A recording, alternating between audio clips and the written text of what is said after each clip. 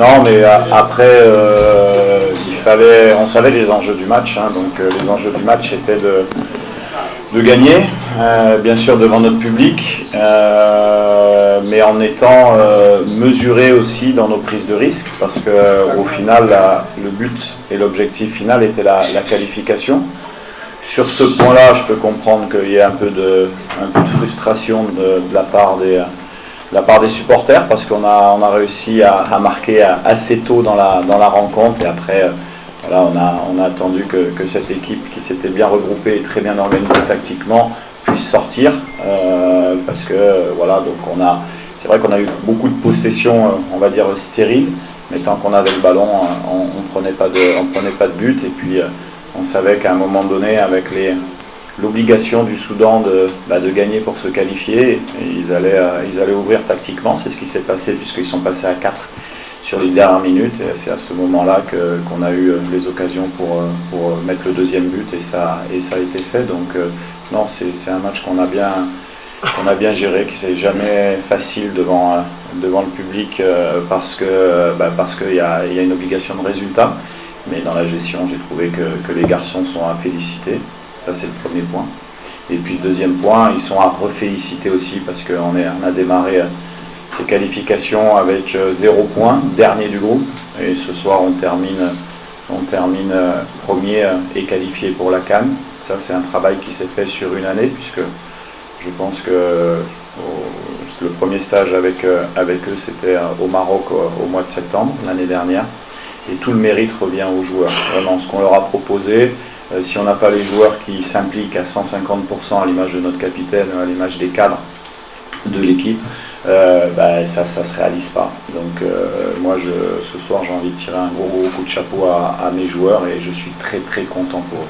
C'est fantastique. C'est fantastique parce qu'on sait qu'on est poussé, qu'il y a de l'ambiance. Il y a eu un faux départ.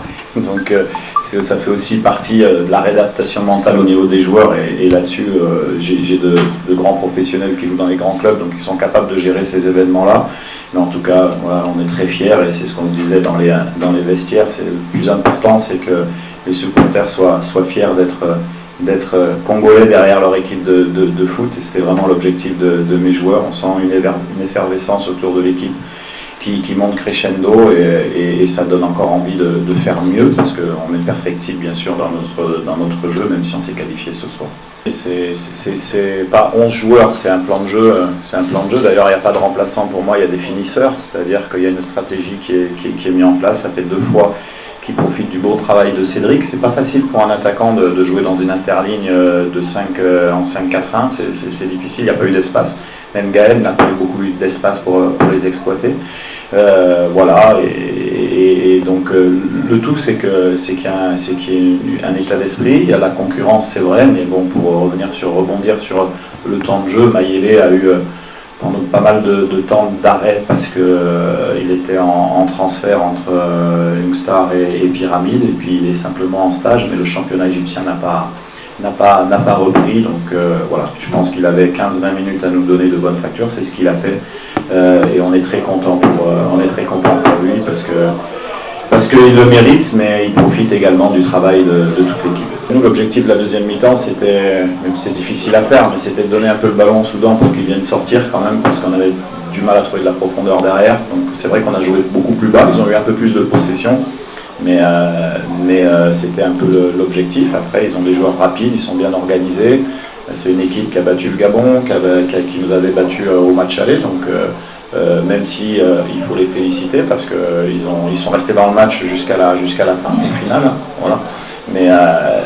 Mais après, moi, je pense qu'on a quand même tactiquement voilà, bien géré le match. Pour l'instant, on a un match en Afrique du Sud mardi qui va me permettre de faire un peu de turnover, de donner la chance à des joueurs qui doivent montrer des choses, qui doivent montrer s'ils peuvent nous aider sur le match de la CAN. C'est ce qui va se passer. Au mois d'octobre, on aura également 2 matchs amicaux aussi pour préparer tout ça, et puis on aura le début de la phase qualificative du Coupe du Monde, où on retrouvera d'ailleurs le Soudan dans le groupe un peu plus tard, mais on le retrouvera. Donc on ne se projette pas encore, on savoure, et parce qu'on vient vraiment d'en bas, Et donc on s'est trouvé un équilibre, hein. On commence à trouver un équilibre, il y a du monde, on a 28 joueurs sur ce stage, plus certains qui ne sont pas dans le groupe, qui sont susceptibles d'y être, hein, comme certains qui sont suspendus ou d'autres en méforme. Donc on commence à avoir des choix. C'est ce qui nous donne aussi cette osmose à l'intérieur du groupe, cette discipline, parce que tout le monde a envie de montrer le meilleur de soi-même. Voilà, je suis intransigeant avec ça. On a le droit des fois de ne pas être bon, c'est pas très grave, mais on doit tout donner tout le temps. Donc, et là-dessus, sincèrement, quand je vois l'attitude des remplaçants et même de ceux qui ont été en tribune ce soir, il y a une famille, il y a une osmose qui s'est créée. Donc il y a un équilibre. Après, on verra ce que ça donne, mais il faut quand même bonifier sur ce qu'on a